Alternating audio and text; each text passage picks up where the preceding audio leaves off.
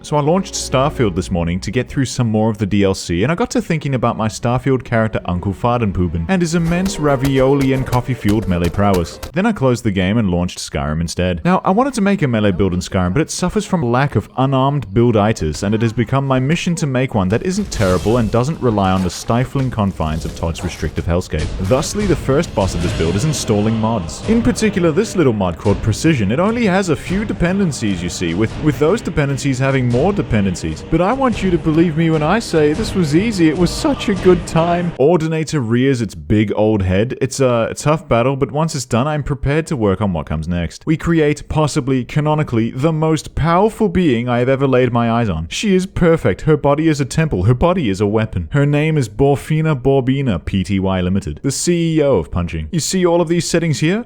We turned these to max. There's a very good reason for this, you see.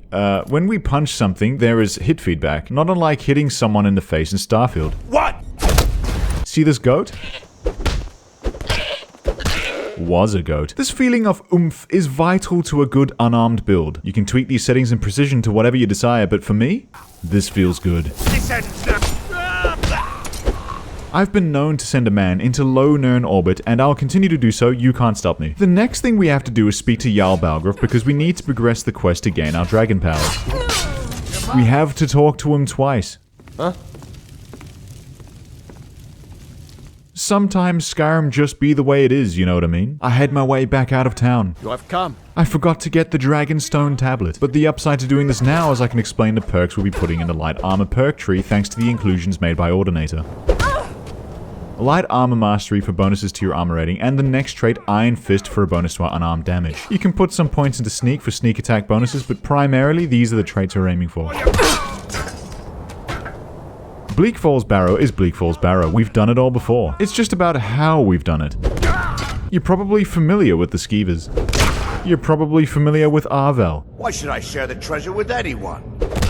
We're not too deep in the build as of this moment, and it's early days, so early levels, meaning everything is quite simple and easy to work through. I try to establish some catchphrases. Bazinga! To varying degrees of success. I deal with the Drugger Deathlord. The theory of general relativity. And we take the Dragonstone tablet on down to Whiterun. We saw it coming from the south. It was fast. Faster than any. I illegally acquire this horse. I meet up with Irilith, who tries her best to peel her gaze from me. It is hard to accept that she is merely noticing Borfina, and not me through the screen. Suddenly dragon. Suddenly no dragon. Borfina has punched Old Mate out of reality. With the Dragon Soul absorbed, we've unlocked our ability to use Words of Power, and we'll be going to fetch these shortly. But first we must make our way to Riften. I watch on in disbelief as the horse I have legally acquired has made its way back home. It's quite simple, you see. In Riften, all we have to do is go down into the Ratway and acquire the gloves of the pugilist with their enchantment to increase unarmed damage. But you should know by now that Riften is the second boss of this run. There's an entire storyline that begins here with me just not being able to prevent myself from punching Maul in the head.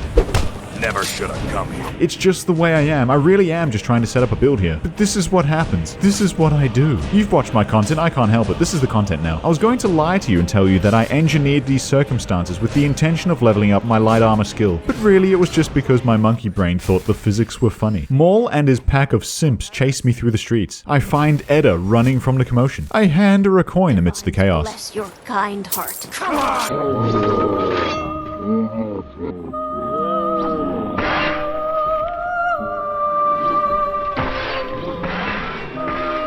Divines bless your kind. Edda! No, Edda, no! I don't know if I'm ever going to recover from this. I gave her 1 gold, and she defended me with her life, man. God damn it. I spend some time allowing my light armor skill to level up, and then make my way down into the sewers. We have an epic duel with Gian the Fist. And acquire the gloves of the pugilist. We make our way out of the Ratway. Why am I getting a letter?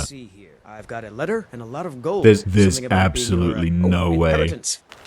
Edda left me an inheritance. The plot thickens, as did our friendship, for she leaves me 100 gold, of which the government took 10. Taxed 10 times the amount we handed her. This is the real infinite money glitch of Skyrim. Please comment, Divines bless your kind heart.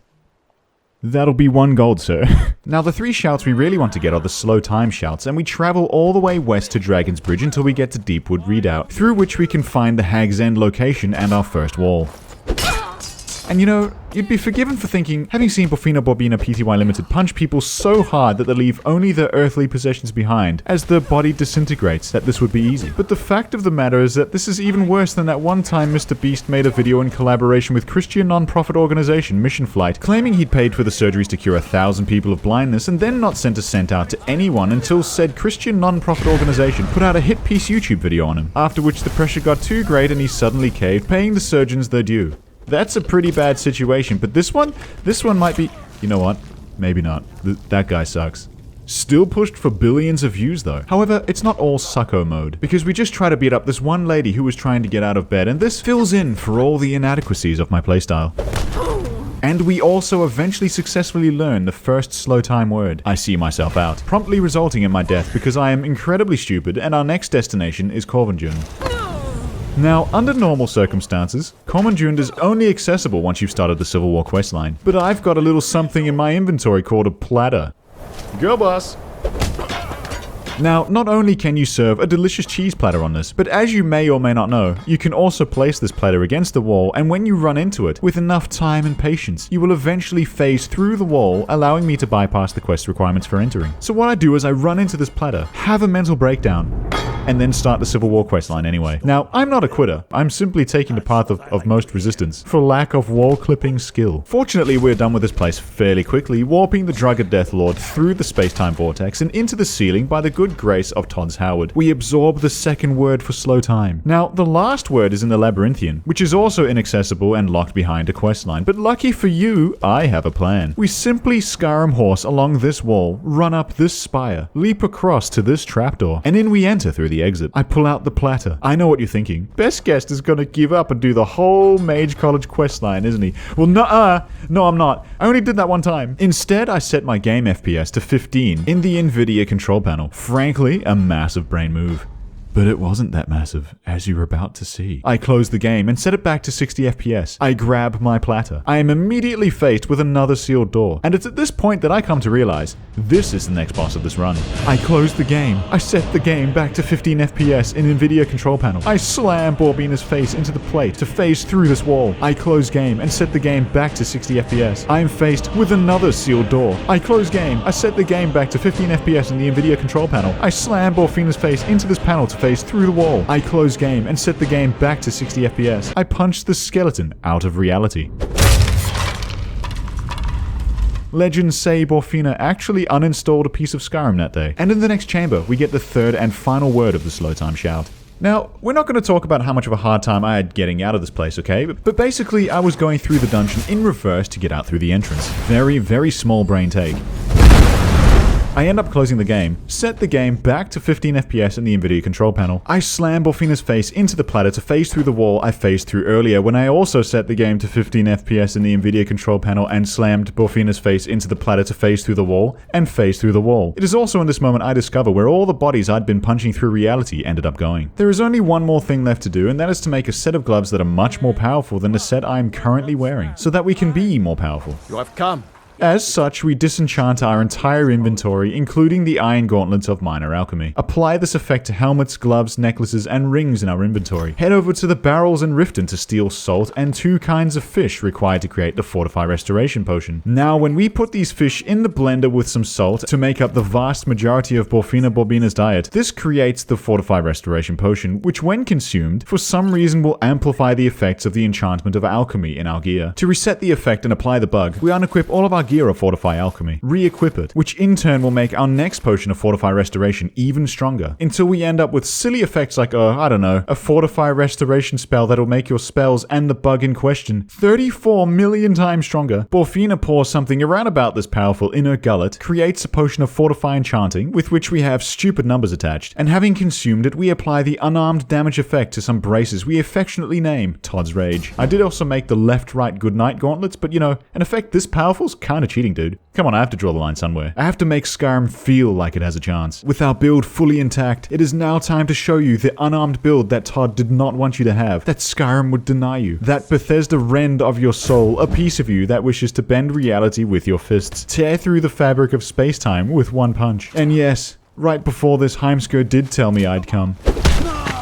And what better way to show you what we can do with this build than to carry you through a particular quest line, with which we start by visiting our old friend Grelod. Riff-raff. That's all. My Discord was actually fully screaming at me that I would not get kidnapped by Astrid and the Dark Brotherhood to start the quest, unless I went to see Aventus Aretino first. And so they watched on in horror as I proceeded to brutalize this child. You think I want your stupid plate? I'm going to be an assassin. That way I can help lots of children just like you.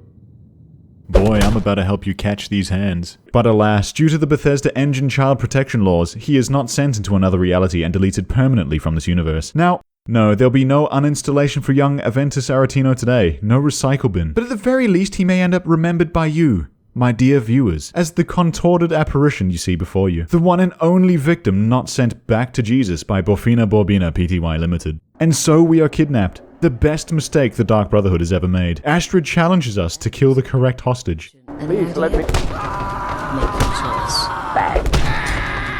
Successful in the mission, I graciously display unto your eyes the hunting strategies of an apex predator. I am accepted into the Dark Brotherhood. Now I am a Dark Brother. Strength. Beauty. Girlboss. They say if you look a gorilla in the eye, it is as if to issue them a challenge for dominance. However, nature has a way of correcting such behaviors. Order is achieved once more. I try to skip the dialogue to speed things up. Now, these really aren't going to be the kind of hits that I get to show off this build Todd has been so afraid of you achieving. So a quick summary for Navi, you know. He's dealt with. There are some crabs by the next target. Inodius. More like Inodi was. Right, guys?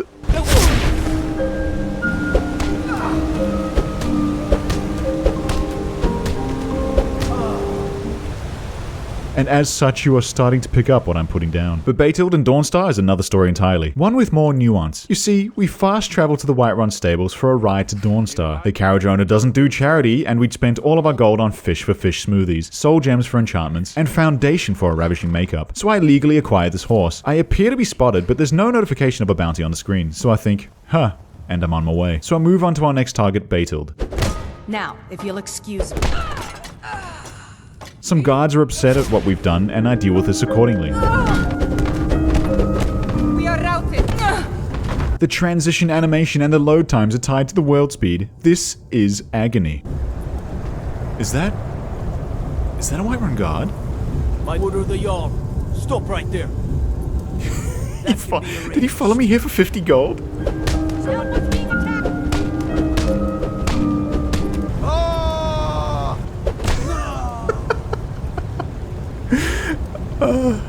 I hand in the quest for our bounty. I can now purchase rides with carriages. I am now paving my way to godhood. And this man understands to not look me in the eye ever again. He's so afraid to make eye contact. We swiggity swoot our way to the carriage. We arrive in Markarth. Muiri gives us her life story and 2 targets to take down. Very well. Allow Borfina to become the architect of your reality. Nilsine Shadowshield is up next. She lurks in the crypts. From beyond the pale, she approaches the imposing Borfina. I have nothing to... She is removed from this plane of existence. I purchase this horse. I travel up these mountains to find Elaine Dufont and his gang of mortals. Bitch!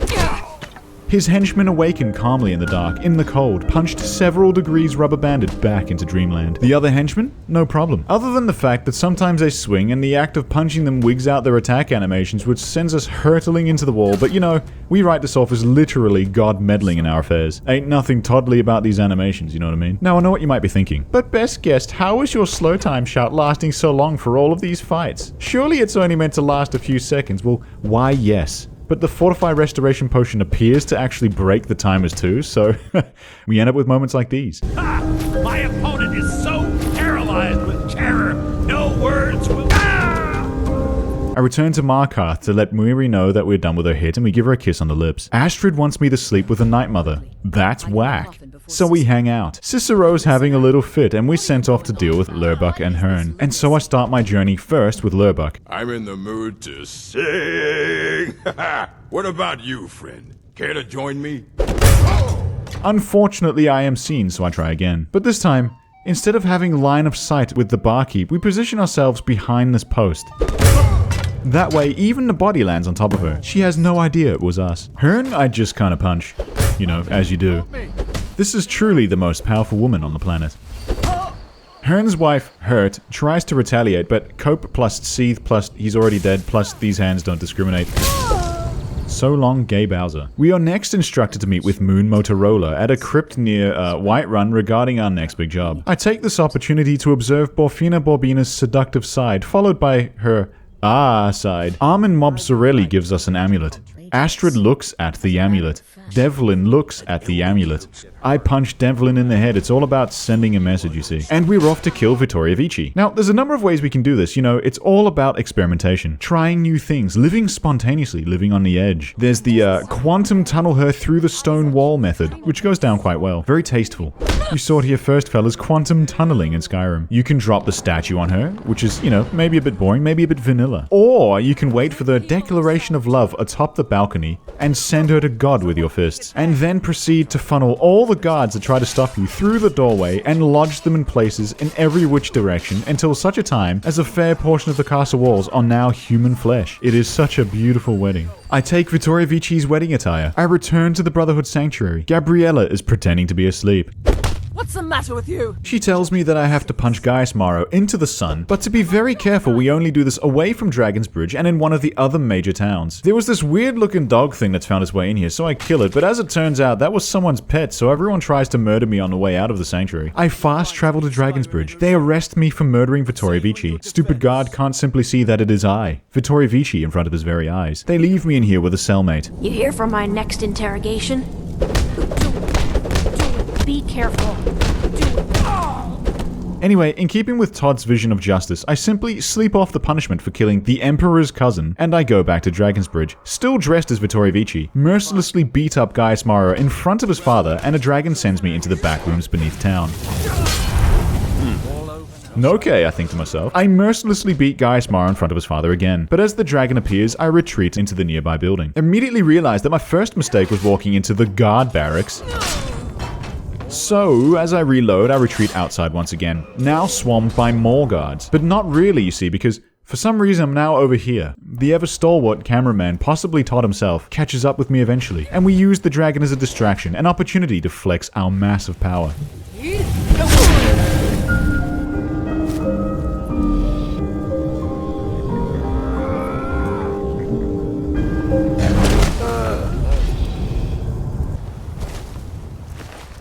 Letter from Father.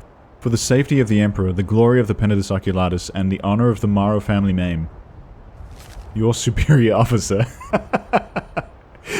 and loving father, in parentheses.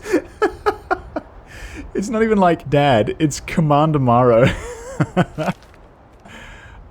I wonder if having seen Vittoria Vici slow down time and punch his son out of town has led to any regrets about the relationship he had with his son, you know? Astrid sends us to fight Cicero and Dawnstar. In as many... Arnbjorn lets us know that Cicero is inside.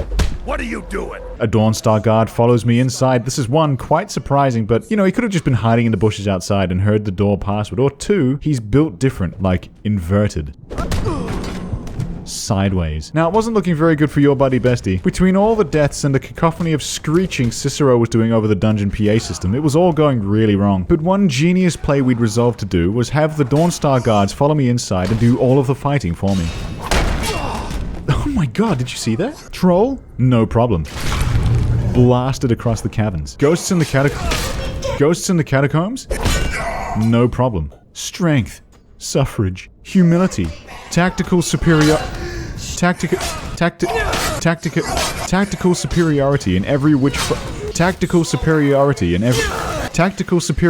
in every which form. I wish Cicero would stop talking. Power, talk, perhaps even some revolutions, dare I say, multiple horsepower. Wahoo! We find Cicero in the final room. I loot the final chest. Look, it's Meridia's beacon. Turn my beacon to Mount Kill. I punch and I explode the skeleton to the left. What is happening? Horsepower. I return to the Brotherhood Sanctuary, whereby I may take out my frustrations in a calm and constructive manner. Can't handle what I'm... Festus tells us to go to Markarth. I swing at him 3 times and hit him 4 times. Cooking up all of the gourmet's recipes. Borfina is beginning to manifest as some kind of Chuck Norris joke. It should be very clear by this point that Borfina Borbina might actually be the most powerful being in the universe. But you know how it is, the job's not over till it's over. So after these sweeping shots I take of her punching Vizara, which I wasn't sure where else to place in the video and I like them too much to omit, we head back to Markarth. We find the location of the gourmet by threatening Anton with our intimidating presence. He starts off panicking, then resorts to walking into this solid object. It's all quite a lot to take in. We release him from his prison. Don't even think about it. Our escape from Markarth comes down entirely to legally purchasing this horse and running off into the wilderness. We find the gourmet. We return to the sanctuary once again, where all these experienced assassins lump on us the responsibility of impersonating the gourmet in order to infiltrate the Emperor's kitchen and serve him up a poisoned meal. Despite the fact that it is quite clear we're a notoriously bad choice for this job because we beat up Gaius Maro in front of his dad, we're arrested for killing the Emperor's cousin, and have a distinctly recognizable yet powerful gaze. We meet Commander Maro in solitude. He does not remember us, and tells us to go into the kitchens, and yet the door remains locked. You understand? Curious. Unless, of course, it is the memory of the woman who killed his son that he does remember, but he fears the pain of consequence, of reliving the torment. He still thinks about how Gaius soared through the air. But no, basically this is a bug, another Toddism. I tried reloading save to just before this conversation. No luck. I tried loading a much earlier save and travel all the way to Solitude again. Nope. I tried getting into Backway. Nuh-uh. Guys, I had to use console commands. Like, Skyrim has had 7 unique re-releases across 9 different platforms, and I had to use console commands. I mean, this is Todd's vision. I prepare the meal. I enter the hall that Emperor Titus Mead II is in. The Emperor enjoys his meal because it is just a pleasant meal. I didn't put in the poison. Borfina respectfully provides, for it'll be his last supper. I'm so nervous.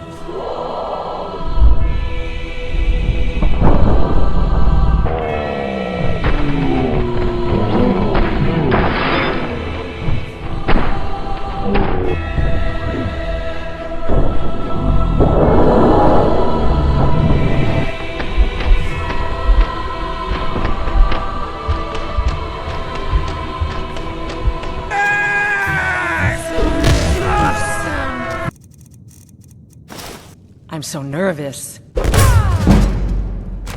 The penis tinnitus try to arrest us despite the fact that we are the new emperor. But as it turns out, we're not because we only killed the fake emperor. Oh no. We lay the smackdown. As the new emperor of Tamriel, I purchased this horse without legal tender and return to the sanctuary. We deal with the guards outside the sanctuary. We deal with the guards inside the sanctuary. It's really looking rough out here. Vizara's had his whole head smothered by penis oculatus, if you know what I mean. I try to save Arnbjorn, but I'm 99% sure I clip him, and in the end I actually kill him.